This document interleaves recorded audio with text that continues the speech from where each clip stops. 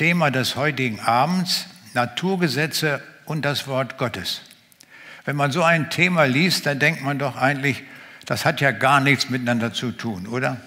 Ich glaube, so geht es vielen unter uns. Aber wir werden das gleich noch sehen. Noch ein Hinweis: Die Vortragstermine, wo ich hier und da mal bin, die kann man auf der Homepage sehen, www.wernergitt, ein Wort geschrieben.de. Auch Aufsätze und Bücher kann man dort finden in verschiedenen Sprachen, und das kann man sogar kostenlos runterladen. Die Frage ist, warum vergleichen wir so unterschiedliche Dinge, von denen wir den Eindruck haben, die haben doch nichts miteinander zu tun? Nun, die erste Antwort, die ich darauf gebe: Gott tut das auch so. Und was Gott tut, dürfen wir gerne nachmachen. In Jeremia 1, Vers 37 steht: Wenn man den Himmel oben messen könnte und den Grund der Erde unten erforschen, dann würde ich auch verwerfen das ganze Geschlecht Israels für all das, was sie getan haben, spricht der Herr. Ich übersetze das mal etwas moderner. Dann könnte man das so übersetzen: Wenn die Wissenschaftler jemals die Struktur des Universums ergründen und auch das Erdinnere erforschen könnten, dann will ich auch das ganze Volk Israel wegen ihres Ungehorsams verwerfen. Da stellt man sich die Frage, was hat die Struktur des Universums zu tun mit dem Volk Israel? Gar nichts. Wir sehen also, Gott bindet zwei Aussagen zusammen zu einer Aussage. Und so kann es sein, dass wir zu der einen Aussage mehr Vertrauen haben, dass wir sagen, das kann schon stimmen, und das andere nicht. Aber Gott will uns damit sagen, ihr könnt beidem glauben, denn beides kommt von mir. Und eine zweite Antwort darauf will ich geben. Die Frage ist, wie viel Prozent aller Deutschen könnten den Satz des Apostels Paulus unterschreiben, der in Apostelgeschichte 24,14 steht: Ich glaube allem, was geschrieben steht. Nach meiner Erfahrung sind das nur sehr, sehr wenige in Deutschland, die diesen Satz unterschreiben können. Und darum wollen wir uns heute Abend einen neuen Zugang zur Bibel erarbeiten, um dann diesem Satz näher zu kommen. Wenn die meisten Menschen die Wahrheit ablehnen, dann folgen sie dem Irrtum und der Lüge. Das will aber Gott nicht, denn Gott will, dass allen Menschen geholfen werde und sie zur Erkenntnis der Wahrheit kommen. Das ist ein wunderbares Anliegen, was Gott hat. Er möchte, dass wir zur Wahrheit durchstoßen. Dazu gibt er uns auch die nötigen Werkzeuge, damit wir die Wahrheit erkennen können. Und das ist einmal, um die Wahrheit zu erkennen, die Werkzeuge, und um Irrtümer zu entlarven. Welche sind die effektivsten Werkzeuge, die wir überhaupt haben? Nun, das ist die Bibel und die Naturgesetze. Beide sind unveränderlich in der Zeit und darum immer gültig. Das ist etwas sehr Wichtiges, was wir hier feststellen, dass die Naturgesetze unveränderlich sind. Das ist festgestellt, das weiß man, dass das so ist. Darum wollen wir kurz die Frage stellen, was ist eigentlich ein Naturgesetz? Als ich vor einiger Zeit im Hamburger Hafen war, da lag dort dieses Schiff an der Pier, und ich beobachtete, wie dieses Schiff so im Wind und so etwas schaukelte, immer hin und her. Und dabei fiel mir ein sehr wichtiges Naturgesetz ein, das da heißt: Ein schwimmender Körper verdrängt genau so viel von der Flüssigkeit, in der er gerade schwimmt. Ist das nicht gewaltig? Genau was das Schiff wiegt, so viel Hamburger Hafenwasser wird da verdrängt. Und stellen wir uns einmal vor, der Kapitän geht gerade von Bord. Was macht das Schiff? Es hebt sich so viel aus dem Wasser, wie der Kapitän wiegt. Wenn er noch ein gutes Abendbrot gehabt hat, dann einschließlich des Abendessens. So genau läuft das. Und das gilt nicht nur für dieses Schiff, die Rigmas im Hamburger Hafen. Es gilt auch für große Schiffe im Schwimmdock, und es gilt auch für diese Enten, die hier gründeln.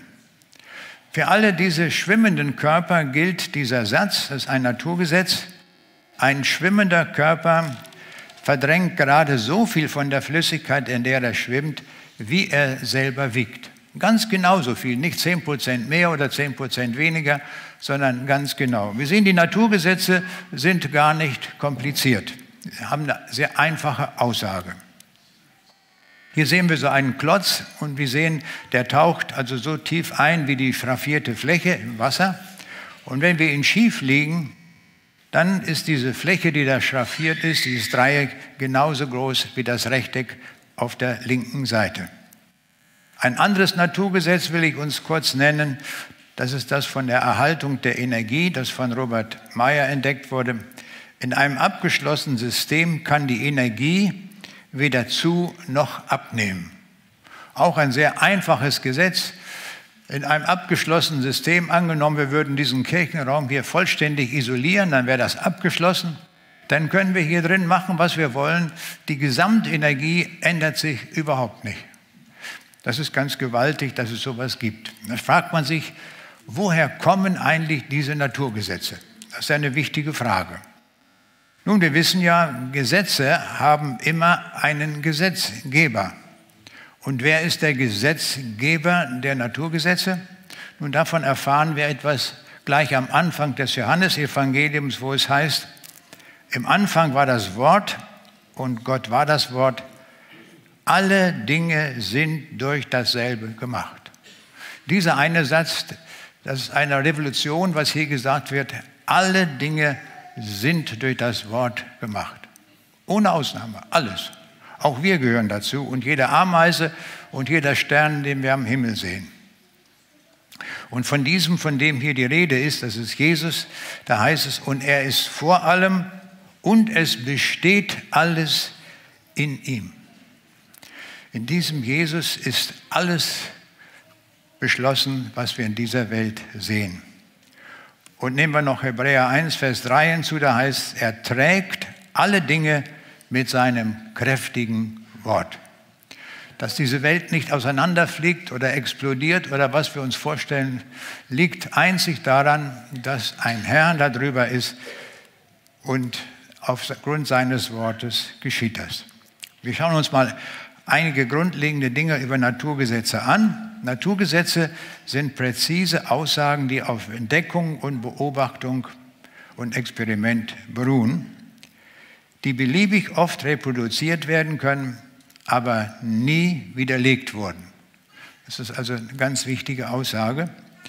Die Naturgesetze sind universell gültig, also nicht nur hier auf der Erde, sondern auch außerhalb der Erde.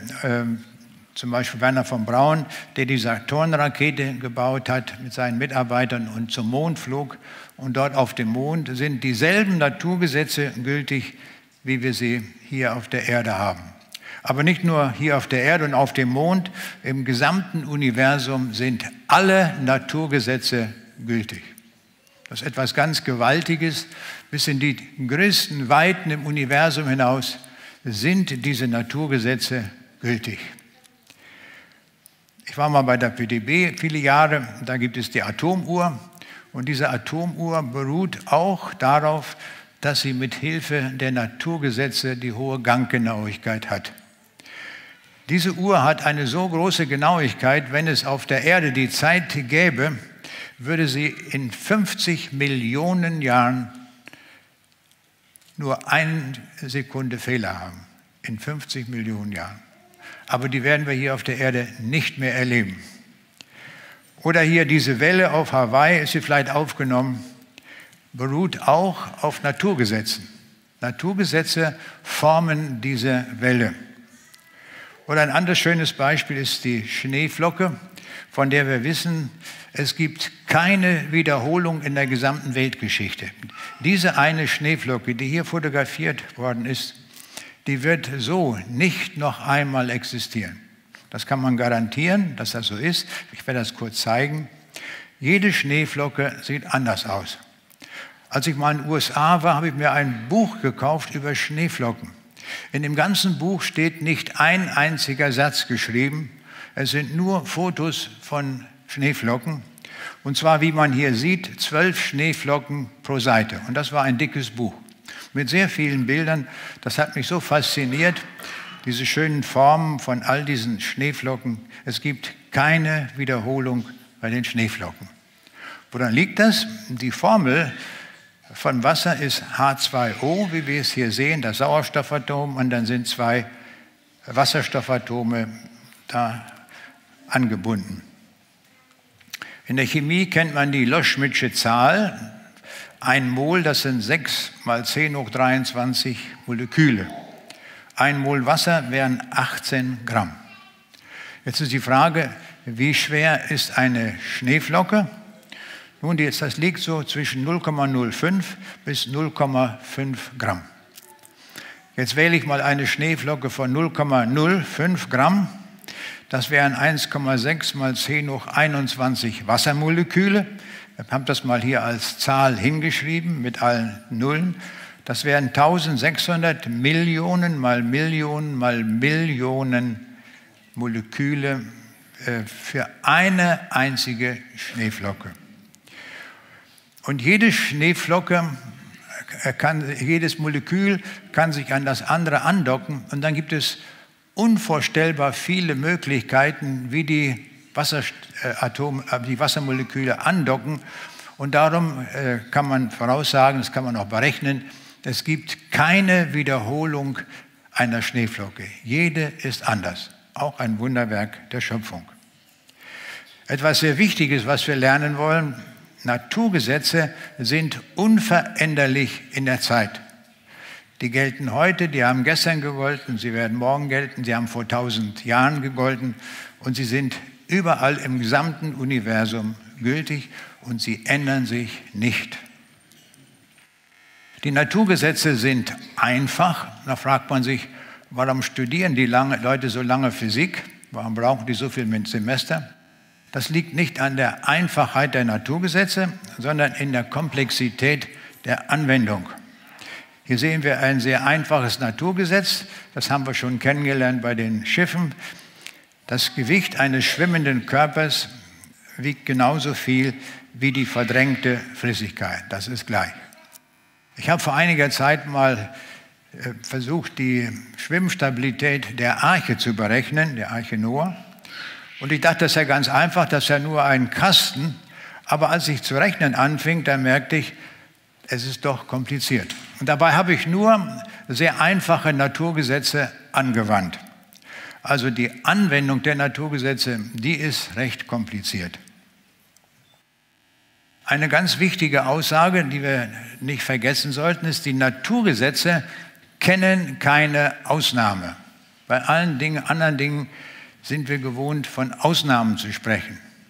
Schon in der deutschen Sprache, wenn wir einen Satz schreiben und gewisse Regeln aufstellen, dann gibt es immer Ausnahmen davon. Die Naturgesetze kennen keine Ausnahme. Sie sind absolut gültig. Das hilft uns natürlich bei unseren Schlussfolgerungen. Wir sind immer gewiss, dass sie wirklich zutreffen. Und noch ein wichtiger Satz: Naturgesetze haben erlaubenden und verbietenden Charakter. Die erlauben also bestimmte Vorgänge, darum können wir ja auch bestimmte Dinge bauen. Und sie haben auch verbietenden Charakter, das heißt, ganz bestimmte Dinge sind nicht erlaubt. Zum Beispiel ein Fluss aus Coca-Cola, da hätte kein Naturgesetz etwas einzuwenden. Aber verboten ist ein Perpetuum mobile, weil es dem Energiesatz widerspricht. Ein einziger Satz der Physik genügt, um auszusagen, sowas kann nirgendwo auf der Welt gebaut werden. Das geht nicht. Aber bezüglich des erlaubenden Charakters sehen wir hier mal 2 Eier. Das kleinste Ei ist von einem Kolibri, das wiegt 0,4 Gramm. Und das Ei von einem Straußenei, von einem Straußen wiegt 1900 Gramm. Also da ist eine große Breite an Variation möglich. Das alles ist mit Hilfe der Naturgesetze möglich. Hier sehen wir etwas, was unmöglich ist.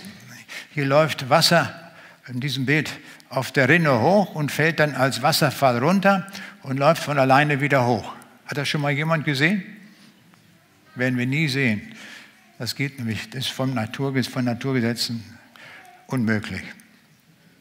Hier ein anderes Perpetuum mobile. Hier hat man den Eindruck, dieses Rad könnte von alleine laufen. Im Mittelalter hat man das geglaubt, dass man das machen kann. Heute wissen wir mit Hilfe der Naturgesetze, dass solche Maschinen, die ohne Energiezufuhr laufen, unmöglich sind. Und noch ein wichtiger Satz über die Naturgesetze. Die Naturgesetze ermöglichen uns schon im Voraus zu sagen, ob ein gedachter Vorgang in der realen Welt möglich ist oder nicht. Wir können das überlegen anhand der Formeln und des Wissens in der Physik oder Chemie und können von vornherein sagen, das ist ein möglicher Vorgang oder ein unmöglicher. Das sind ganz wichtige Dinge, die uns die Naturgesetze erlauben. Weil jedes Naturgesetz gültig ist, widerspricht auch kein Naturgesetz irgendeinem anderen. Das ist auch eine schöne Eigenschaft. Und noch eine, die Naturgesetze können auf unterschiedliche Art ausgedrückt werden. Zum Beispiel der Energiesatz der Physik, den können wir schreiben. Energie kann nicht aus dem Nichts erzeugt werden. Wir können es auch als Formel schreiben, E gleich konstant. Oder wir können auch die zeitliche Ableitung schreiben, dE nach dt gleich 0. Das sind verschiedene Formulierungen, aber die sind alle völlig gleich. Das ist auch eine wichtige Aussage, dass man Naturgesetze auf unterschiedliche Weise ausdrücken kann, obwohl sie immer dasselbe sagen. Und noch etwas Wichtiges, die Naturgesetze scheinen angreifbar zu sein. Aber sie können nicht gekippt werden. Ich will mal einen Satz hier, habe ich meinen Satz hingeschrieben, der unsinnig ist. Wenn der Hahn kräht auf dem Mist, ändert sich das Wetter oder es bleibt, wie es ist. Das ist natürlich keine Aussage, da ist ja alles drin. Aber Naturgesetze sind von anderer Art, sie sagen etwas Wichtiges aus. Die Naturgesetze haben darum auch die Kraft, Modelle, Spekulationen, Hypothesen oder Theorien zu Fall zu bringen, wenn sie gegen eine Natur etwas aussagen. Und jetzt kommen wir zum Wort Gottes. Da gibt es sehr starke Ähnlichkeiten. Das Wort Gottes hat auch diese Eigenschaft, wie man hier sieht, durch die rote Linie getrennt, dass falsche Ideen in den Wissenschaften oder in den Religionen oder so widerlegt werden können durch oft einen einzigen Satz der Bibel. So, und jetzt sind wir angekommen an dem Punkt, wo wir Naturgesetze und das Wort Gottes miteinander vergleichen können. Und da gibt es eine Ähnlichkeit, wie ich herausgefunden habe. Wir haben hier 16 Vergleichspunkte und die werde ich einmal jetzt mit uns durchgehen. Da werden wir, so hoffe ich jedenfalls, vieles dran lernen, sowohl am Wort Gottes als auch von den Naturgesetzen. Und wir werden dabei erkennen, dass eine sehr starke Ähnlichkeit besteht. Woran liegt das, dass diese starke Ähnlichkeit gegeben ist? Nun, sie haben beide denselben Urheber, ganz einfach. Schauen wir uns erstmal den ersten Punkt an, die Herkunft. Nun, woher kommen die Naturgesetze? Das lesen wir in der Bibel. Denn in ihm, in Jesus Christus, ist alles geschaffen, was im Himmel und auf Erden ist. Er hat alles gemacht, und damit hat er auch die Naturgesetze gemacht. Also wenn ein Stein runterfällt, dann geschieht das nach einem Naturgesetz. Und dieses Naturgesetz hat sich der Jesus ausgedacht. Es ist sein Werk. Und wie ist es beim Wort Gottes? Da sagt Paulus in Galater 1, Vers 12, denn ich habe es empfangen durch eine Offenbarung Jesu Christi. Also auch die Botschaft der Bibel stammt von Jesus. Jesus ist der Urheber der Naturgesetze und er ist auch derjenige, von dem die Bibel spricht. Auch sie stammt von ihm. Darum heißt es auch in Offenbarung 19, Vers 13, sein Name ist das Wort Gottes. Das ist ein sehr wichtiger Satz, den wir uns merken sollten, dass sein Name das Wort Gottes ist. So sehr ist er verbunden mit dem Wort der Bibel. Was immer er sagt, ist Wort Gottes. Der zweite Punkt, der Ort der Untersuchung. Die Naturgesetze finden wir in dem gesamten Bereich der Schöpfung. Und zu der Schöpfung gehört nicht nur unsere Erde, sondern der Mond und das gesamte Universum. Und da können wir überall die Naturgesetze untersuchen. Und wie ist es mit dem Wort Gottes? Wir finden es in der Bibel. Da heißt es, ihr suchet in der Schrift und sie ist es, die von mir zeugt. Das heißt, die Bibel gibt Zeugnis von Jesus. Wir kommen schon zum dritten Vergleichspunkt. Ich habe hier mal das Wort Hammer hingeschrieben. Die Naturgesetze haben eine Gewalt wie ein Hammer. Sie haben die allerhöchste Aussagekraft in der Naturwissenschaft.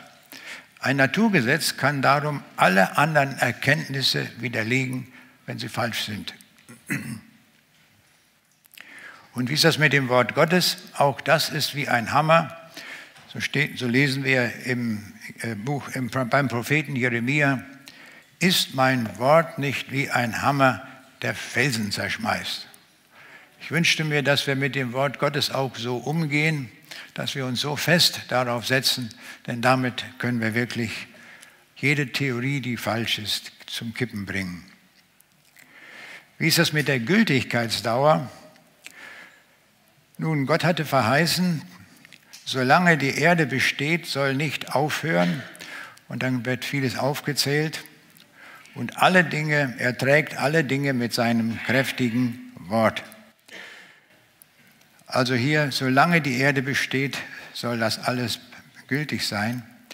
Und da lesen wir nochmal diesen Vers. Solange die Erde besteht, können wir auch so ausdrücken, sollen die Naturgesetze immer und überall gültig sein. Wir kommen schon zum vierten Vergleichspunkt. Das ist die Gültigkeitsdauer. Vom Wort Gottes heißt es, Himmel und Erde werden vergehen, aber meine Worte werden nicht vergehen. Es gibt ja oft so eine Auffassung, dass man sagt, die Worte der Bibel, die galten damals, aber das muss ja heute nicht mehr gültig sein. Stimmt nicht, sondern dieses Wort ist immer gültig. Wir kommen schon zum fünften Vergleichspunkt, die Vollständigkeit. Alle Naturgesetze sind seit dem Abschluss der Sechstageschöpfung installiert und alle sind voll wirksam. Unabhängig davon, ob wir sie schon alle entdeckt haben oder nicht, sie sind ständig gültig. Und wie ist es mit dem Wort Gottes? Da heißt es schon beim Propheten Jesaja, suchet nun in dem Buch des Herrn und leset, und es wird nicht an einem fehlen, was man vermisst, oder auch noch dies oder das. Das heißt, in der Bibel finden wir jede Situation, mit der wir im Leben konfrontiert sind, dort auch beschrieben. Oder mindestens können wir es uns dann ableiten aus dem geschriebenen Wort. Jetzt kommen wir zu der Frage der Beweisbarkeit. Sind Naturgesetze beweisbar? Das ist eine interessante Frage. Antwort: Nein. Kein Naturgesetz kann bewiesen werden. Das Entdecken geschieht durch Beobachtung und durch Experiment. Viele Wissenschaftler haben sich mit den Naturgesetzen beschäftigt und irgendwann haben sie herausgefunden, das ist immer gültig und dann wurde das zum Naturgesetz. Aber das kann man nicht beweisen, man kann das nur am Experiment prüfen. Und wie ist es mit dem Wort der Bibel? Da gilt genau das. Da werden die Leute von Berea uns beschrieben. Da heißt es, diese nahmen das Wort ganz willig auf und forschten täglich in der Schrift, ob sich so verhielte. Es ist genau dasselbe Verhalten wie die Naturwissenschaftler, die die Naturgesetze finden. Sie haben also das Wort gelesen, geprüft, ob es im Leben umsetzbar ist und siehe da, es stimmte. Also auch hier dieser Vergleichspunkt passt auch wieder. Zu dem Punkt nicht beweisbar lesen wir mal das Wort aus Josua 1, Vers 8. Da heißt es, und lass das Buch dieses Gesetzes nicht von deinem Munde kommen, auf das du haltest und tuest alle Dinge nach dem, was geschrieben steht. Und dann kommt, alsdann wird es dir gelingen in allem, was du tust und wirst weise handeln können. Wir haben eine wunderbare Gebrauchsanweisung. Es wird nicht bewiesen, sondern wir sollen das Wort anwenden und dann werden wir merken, dass es stimmt. Also auch hier dieselbe Methode, durch Experiment gehen wir damit um.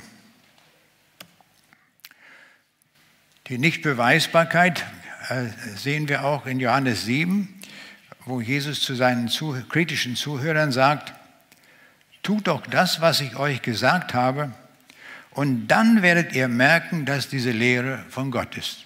So einfach geht das. Wir müssen es nur umsetzen, was dort geschrieben steht, und es lässt sich immer umsetzen, und dann werden wir feststellen, dass es wahr ist. Die Naturgesetze sind nicht widerlegbar. Die Naturgesetze sind so ehren, dass sie niemand widerlegen kann. Man kann kein Experiment ausführen, bei dem es gezeigt werden kann, dass irgendein Naturgesetz auch mal für eine Sekunde aussetzt. Das gibt es nicht. Ebenso ist es auch beim Wort Gottes. Das kann auch nicht widerlegt werden. Jesus formulierte oft diesen Satz, die Schrift kann doch nicht gebrochen werden. Das ist auch sehr wichtig. Es sind viele Dinge in der Bibel geschrieben, nach denen wir tun sollen oder die vorausgesagt sind. Und immer wieder sagt Jesus, die Schrift kann nicht gebrochen werden. Das heißt, wir können uns darauf verlassen, auch das, was prophetisch gesagt ist, wird also zukünftig sich genauso erfüllen, wie es dort steht. Es gibt in dieser Welt nichts Feststehenderes als das, was hier im Wort Gottes geschrieben ist. Ich komme zum 8. Vergleichspunkt, die Unveränderlichkeit in der Zeit. Für die Abläufe in der Natur ist es wichtig, dass die Naturgesetze unveränderlich sind.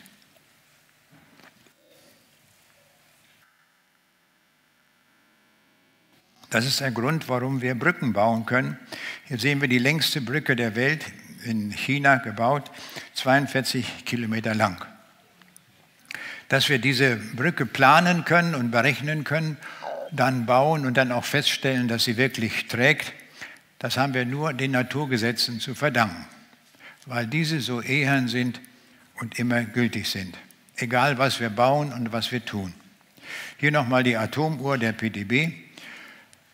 Nur weil es Naturgesetze gibt, die feststehend sind, können wir solche Uhren bauen, von denen wir voraussagen können, dass sie diese hohe Ganggenauigkeit haben, die sich auch nicht verändern wird, weil es auf atomare Beziehungen aufgebaut ist. Zur Unveränderlichkeit in der Zeit sagt Jesus, Himmel und Erde werden vergehen, aber meine Worte werden nicht vergehen. Was haben Politiker heute schon alles gesagt und wie oft musste das widerrufen werden, weil es nicht stimmte, weil sie es nicht voraussagen konnten. Was Jesus gesagt hat, ist immer gültig, in allen Zeiten. Das muss nie korrigiert werden. Ich komme schon zum Vergleichspunkt Nummer 9. Ich sagte, es gibt keine Ausnahme bei den Naturgesetzen. Die Naturgesetze kennen definitionsgemäß keine Ausnahme. Sie sind immer und überall gültig. Und wie ist es in der Bibel? Da finden wir diese Formulierung auch sehr häufig. Da kommt zum Beispiel in Johannes 14, Vers 6 die Aussage Jesu, niemand kommt zum Vater denn durch mich. Das ist wie ein Naturgesetz. Ohne Jesus kommen wir niemals im Himmel an. Da können wir noch so viel Religion betreiben oder sonst etwas. Es gibt nur einen einzigen Weg, das Himmelreich zu erreichen, zum Vater zu kommen, nämlich durch Jesus. Aber wer das macht, zu Jesus kommt, der darf auch die Gewissheit haben, dass er in den Himmel kommen wird. Wie ein Naturgesetz gilt das hundertprozentig fest zugesagt von Jesus. Ich finde das so schön, dass das uns so einfach gemacht wird. Da ist gar nichts Kompliziertes dran. Das können wir heute Abend auch tun. Wenn jemand sagt, ich bin noch nicht gewiss, dass ich in den Himmel komme, dann komm doch zu Jesus. Und du kannst heute die Gewissheit bekommen, dass du von ihm angenommen bist. Du musst nicht mehr unsicher sein, was mit deinem Leben geschieht. Wer zu Jesus kommt, das ist wie ein Naturgesetz, der kommt auch zum Vater und zum Himmel. Ich komme zum 10. Punkt, den ich vergleichen möchte, das sind die Konstanten. Bei den Naturgesetzen kennen wir die Gravitationskonstante, die Avogadro-Konstante, die Planck-Konstante und viele andere. Das hat man herausgefunden, diese Zahl durch Messungen, das sind Naturkonstanten, die unveränderlich sind. Und ich habe überlegt, gibt es sowas Vergleichbares auch an der Bibel? Und siehe da finden wir göttliche Konstanten. Nämlich in Johannes 1, Vers 4, Vers 8 wird uns bezeugt, Gott ist die Liebe. Das ist wie ein Naturgesetz, so steht das fest. Oder die andere Aussage aus 2. Korinther 1, Vers 3, Gott ist der Vater der Barmherzigkeit. Das steht also wie ein Naturgesetz fest. Dann gibt es auch historische Konstanten. Jesus kam in diese Welt. Das steht sogar in kommunistischen Büchern drin. Sie konnten das nicht leugnen. Sie mussten Jesus auch im Lexikon aufnehmen und sie mussten zugeben, dass er gelebt hat. Das ist eine Konstante dieser Welt. Und ein wichtiger Punkt ist, der steht noch aus, Jesus wird wiederkommen. Und das werden wir alle erleben, ob wir an ihn glauben oder nicht. Dieses Wiederkommen Jesu werden wir alle ganz persönlich erleben. Und ich bin sogar der Auffassung, das wird gar nicht mehr so weit in der Zeit entfernt sein. Dann weitere Konstanten in der Bibel, das sind die ethischen Konstanten, das sind zum Beispiel die 10 Gebote oder die Bergpredigt, wo dann auch da steht, alles nun, was ihr wollt, dass euch die Leute tun sollen, das tut ihnen auch. Das ist auch eine ethische Konstante, die Gott geschenkt hat. Ich komme zum Vergleichspunkt 11. Es gibt keinen Widerspruch unter den Naturgesetzen. Die Naturgesetze repräsentieren ein einheitliches und widerspruchsloses System. Sie sind alle aufeinander abgerichtet und keins widerspricht einem anderen. Und das ist auch sehr wichtig bei der Bibel, weil die Bibel Wahrheit ist, widerspricht sie sich nirgends. Scheinbare Widersprüche lassen sich bei tieferem Studium auflösen. Ist immer so gewesen. Es hat nie einen Widerspruch in der Bibel gegeben. Ist das nicht schön, ein Buch zu haben, wo wir sagen können, das ist vollständig wahr, wir können uns wirklich auf alle Dinge verlassen. Jetzt kommt ein weiterer Vergleichspunkt, die Freiheit im Handeln. Die Naturgesetze bilden den Rahmen für den Ablauf der Schöpfung, aber auch für das menschliche Handeln in Wissenschaft und Technik. Das heißt, wir können im Rahmen der Naturgesetze völlig frei handeln. Und das hat Gott uns auch vorgemacht in seiner Schöpfung. Ich nenne als Beispiel mal den Nestbau. Hier sehen wir einige Weberameisen, die ein Nest bauen. Und wie machen die das? Da sind mehrere Ameisen, die halten die Blätter zusammen, andere stechen da durch, ziehen einen Faden durch und so nähen sie die Blätter zusammen. Also eine Möglichkeit, ein Nest zu bauen. Und hier sehen wir einen Vogel aus Brasilien, Jao de Barro. Im Volksmund heißt der Hans der Maurer. Und der baut das Nest ganz anders, immer aus so Matsch und Kram und baut das in der Weise, wie wir es hier sehen. Der hat nur eine einzige Variationsmöglichkeit. Er kann den Eingang von rechts bauen oder aber auch von links. Aber sonst sind die immer gleich. Das ist ihm so gegeben, dass er so macht. Die Schwalben machen es wieder anders. Die klatschen da das alles so zusammen und bauen dann ein Nest aus Morast und so weiter. Und noch anders machen das die Webervögel, die ein Gemeinschaftsnest bauen. Ein großes Ding, wo viele Vögel dann dort hausen. Der Kiebitz macht es noch anders. Der legt seine Eier auf freiem Feld aus. Und dann nehmen wir nochmal nochmal Webervögel dazu, die ihre Nester herabhängen, bauen, wie wir hier das an diesem Beispiel sehen. Und da gibt es viele Varianten auch bei diesen Webervögeln. Da ist manchmal ein Scheineingang gebaut, weil die Schlangen sehr gerne diese Eier von denen fressen. Und dann bauen die einen Scheineingang von unten und dann versucht die Schlange da reinzukommen, aber der merkt, da geht es nicht weiter. Und dann kehren sie um, haben sich schön geschützt. Der Eingang ist ganz woanders und darauf kommen die nicht. Und genau diese Freiheit, die der Schöpfer in seiner Schöpfung durchgeführt hat, von der machen wir auch Gebrauch. Wir können Motoren bauen in allen möglichen Größen und Formen. Hier zum Beispiel Elektromotoren oder hier Benzinmotor oder Dieselmotor. Also wir haben die große Freiheit in der Technik, alles Mögliche zu gestalten. Jetzt kommen wir schon zum Punkt 12. Diese Freiheit im Handeln lässt uns Gott auch von seinem Wort her. Er sagt, handelt damit in aller Freiheit, bis ich wiederkomme. Das sagte der Jesus. Also wir dürfen ganz frei handeln, was wir für ihn tun wollen, wie wir unseren Dienst einsetzen. Punkt 13. Die Naturgesetze sind unterschiedlich ausdrückbar. Ich hatte schon den Energiesatz genannt. Energie kann nicht aus dem Nichts erzeugt werden oder E gleich Konstant oder dE nach dt. Das sind ganz unterschiedliche Ausdrucksformen, aber sie sind alle richtig, sind nur verschiedene Formen. Und so ist es auch beim Wort Gottes. Ich weiß nicht, ob uns das schon mal aufgefallen ist. Die Bibel bezeugt uns ja, dass Jesus ohne Sünde war. Aber es ist interessant, wie die einzelnen Apostel das ausdrücken. Petrus, das war so ein Mann der Tat. Wenn es was zu tun galt, dann war er vorne an und hat dann damit begonnen. Und wie drückt er die Sündlosigkeit Jesu aus? Er sagt, welcher keine Sünde tat. Das ist Petrus gemäß. Wie drückt das Johannes aus, der so feinsinnig war und in die Tiefe ging? Er sagt, Sünde ist nicht in ihm. Also in ihm ist keine Sünde. Eine völlig andere Ausdrucksweise, der die Tiefe der Person erfasst hatte. Und nehmen wir jetzt noch Paulus dazu. Was war das für ein Mann?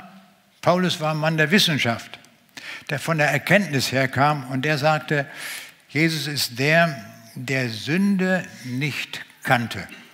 Hier sehen wir, die Palette ist weit, wie das unterschiedlich ausgedrückt werden kann, aber alles ist richtig, wie bei den Naturgesetzen auch.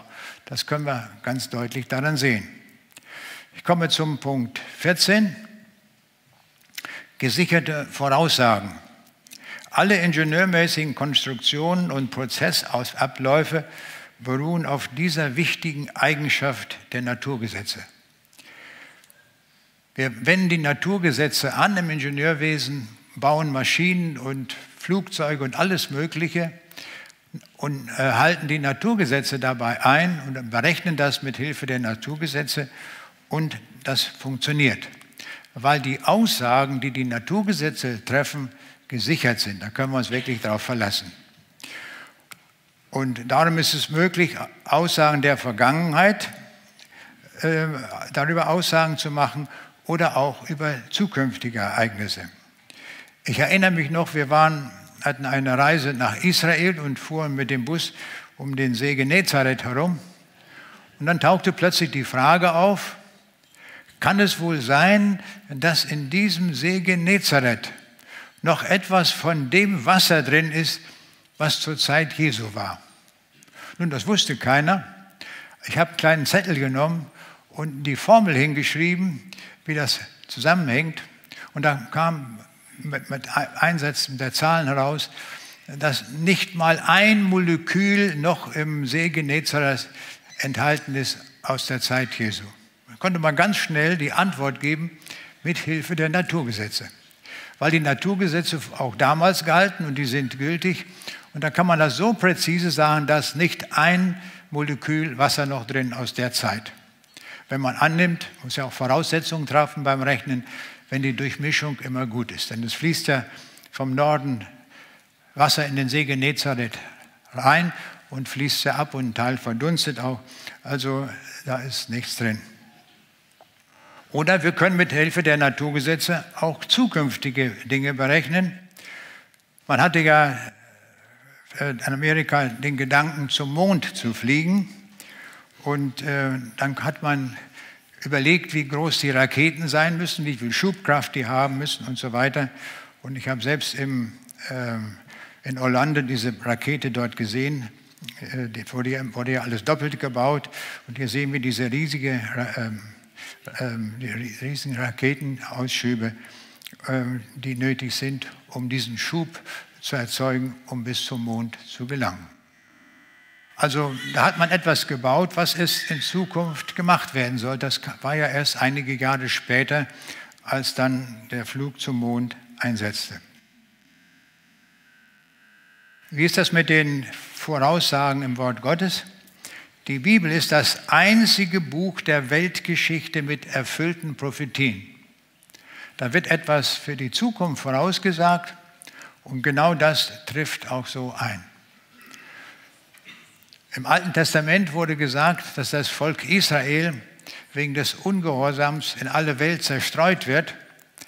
Aber der Herr hatte auch gesagt, ich will euch wieder zurückbringen in das Land, das ich dem Abraham verheißen habe.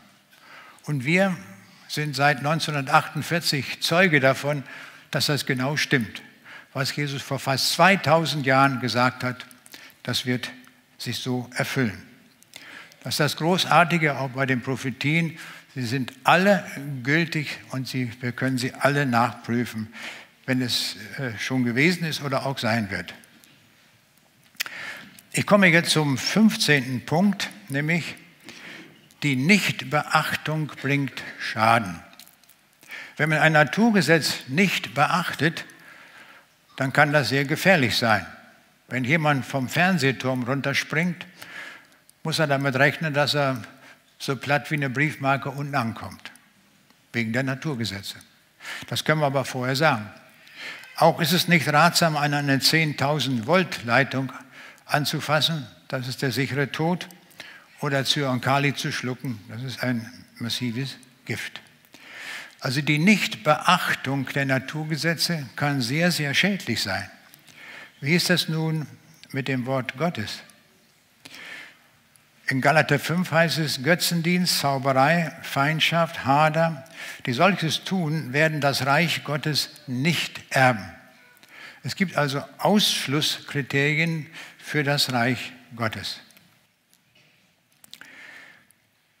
Nun, wer den Schöpfungsbericht der Bibel ignoriert, der weiß nicht mehr, woher er kommt und er verfällt den Ideologien. Das muss man so deutlich sagen.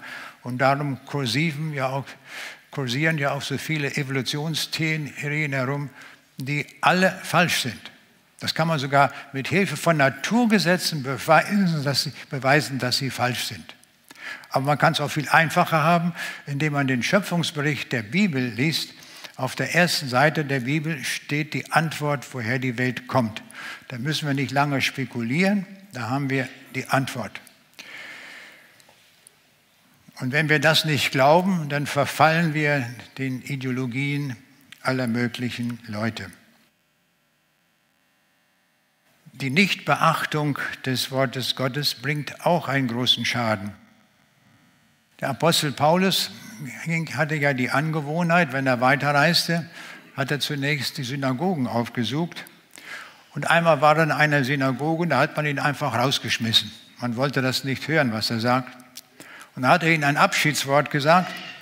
Euch musste zuerst das Wort Gottes gesagt werden, weil ihr es aber von euch stoßt, achtet ihr euch selbst nicht wert des ewigen Lebens. Das ist eine massive Aussage. Wenn ihr das Wort Gottes von euch stoßt, achtet ihr euch nicht für wert, das ewige Leben zu bekommen. Das ist sehr tragisch, aber das steht auch deutlich und genauso massiv, wie auch die Naturgesetze das sagen. Ich komme jetzt zum Punkt 16, das ist die Unmöglichkeitsbedingung. Die Naturgesetze machen folgende Aussage, nämlich es ist unmöglich ist, eine Maschine zu bauen, die ohne Energiezufuhr von alleine läuft. Das sagt ein Naturgesetz ganz klar und eindeutig. Und dazu ein anderes Wort aus der Bibel, da gibt es diese Unmöglichkeitsbedingung auch. Wir haben sie schon vorhin genannt, in Johannes 14, Vers 6. niemand kommt zum Vater denn durch mich. Und mit dem Vater ist das Himmelreich gemeint. Niemand wird das Himmelreich erreichen, ohne durch den Herrn Jesus. Und wenn wir das wissen, dass es ohne ihn nicht möglich ist, was machen wir dann, wenn wir es richtig machen wollen? Wir kommen zum Herrn Jesus. Und wenn wir zum Herrn Jesus kommen, er ist der Garant dafür, dass wir einmal im Himmel sind. Ist das nicht schön?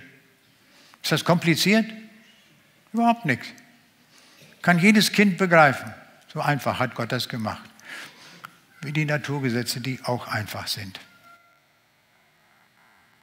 Oder in einer anderen Formulierung, Apostelgeschichte 4, Vers 12, da heißt es, in keinem anderen ist das Heil, ist auch kein anderer Name unter dem Himmel den Menschen gegeben, darin wir sollen selig werden. Also es gibt keinen anderen Namen, der uns in den Himmel bringen könnte, als Jesus allein. Ich kann mich noch erinnern, ich hatte Vorträge vor einigen Jahren, das war auf der Krim in Simferopol.